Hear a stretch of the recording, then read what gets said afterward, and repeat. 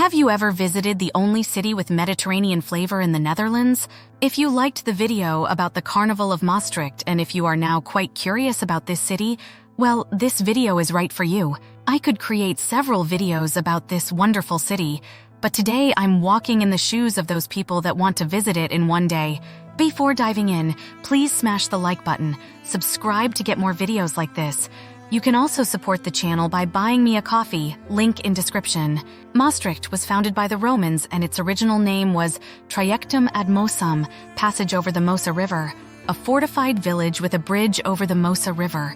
However, besides its Roman heritage and being the oldest city in the Netherlands, Maastricht is mostly known to be an old medieval town with some really interesting landmarks. Let's start the itinerary along this beautiful city. Once left the railway station, you can walk along the boulevard of Maastricht, Stationstraat, and Wickerbroekstraat. Here you can see many nice palaces such as the Grand Hotel de l'Empereur, the Hotel Beaumont, with the Maria Monument at the crossroad with Wilhelmina Single. Now you get to the symbol of Maastricht, the Sint-Servaasbrug, the medieval bridge built between 1280 and 1288, the oldest bridge of the Netherlands. Many people confuse this medieval bridge with the old Roman bridge that was destroyed by a river's flooding. Before crossing the bridge, you can walk on the left side and see the Waterpoort, the old water gate of the impressive Maastricht fortifications.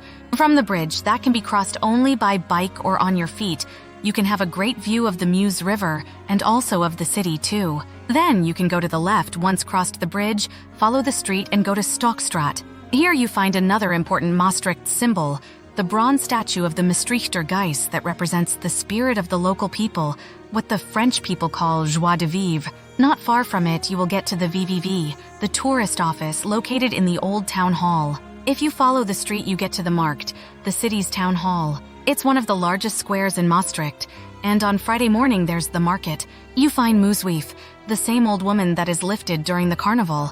Not far from the Markt, you find an exceptional landmark, a 13th century Dominican and Gothic church converted into a modern library called Selectie's Bookstore. So far, it's the best library or bookstore I have ever seen in my life. I also recommend you to stop by the old shrine to get a cup of coffee at Coffee Lovers Corner. Once visited the library and get a cup of coffee at Coffee Lovers, not far from here and coming back to Grootstraat, you can easily reach the other main squares of Maastricht, the Vrijdhof. It is a large square surrounded by the cafes and their terraces, the churches of Sint Servaas or Saint Servatius and Sint Jan, the theater and the museum and Het Vrijdhof. If you are not afraid of the heights, you can climb the Sint Jan Tower, the red one, and enjoy a beautiful landscape of the city. However, I strongly recommend you to visit the Basilica of Saint Servatius. It was built over the grave of Saint Servatius, an Armenian missionary who was Bishop of Tongeren and died in 384 AD in Maastricht. Please take a look at the impressive southern gate. I'm going to take you to the old medieval town and the beautiful fortifications. Once left the Vrijdhof, you could follow Bredestraat in order to reach another beautiful square, Onze Lieve-Vrouwenplein, literally Our Lady Square. This is one of my favorite squares, smaller and more private than, for example, the Vrijdhof. Besides the terraces, this wonderful square has a couple of interesting landmarks. The first one is the Derlon Hotel, not because it's a luxury hotel, but because it was part of the old Roman castrum and you can access to the archaeological ruins of the Roman villas for a small fee. If you do not resist to stop by one of the terraces, I would recommend you to get a Wiekse Witte or brand beer.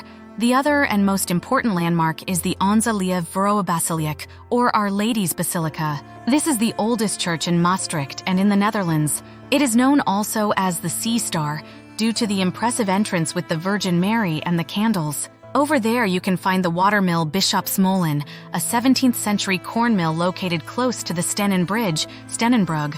If you leave the watermill and turn left, you get to St. Peterstraat.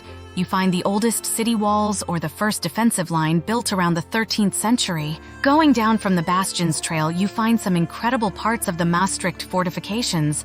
First of all, a breach on walls and a nice historical building. Close to this breach, you can see the Patervink Toren or Patervink Tower, where the heads of 5 inhabitants of Maastricht who helped the Spanish army to enter were displayed. Not far from the Patervink Toren, you can see the most important gate, the Helpoort or Hell Gate, built in 1229.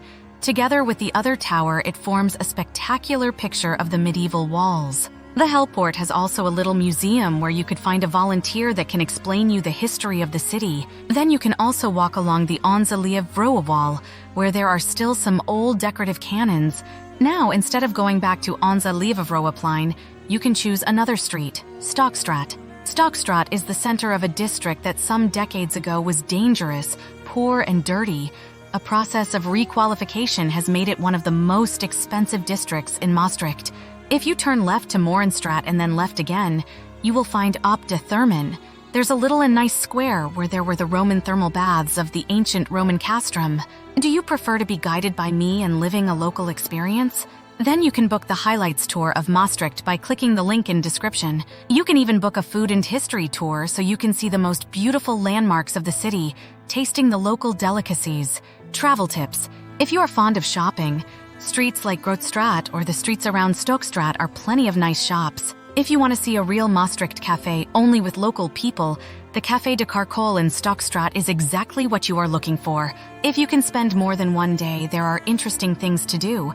You could visit, for example, the St. Peter Fortress, the northern caves of St. Petersburg Hill, the Zonnenberg Caves, the underground tunnels and bunkers, the Van de Moulin defensive line.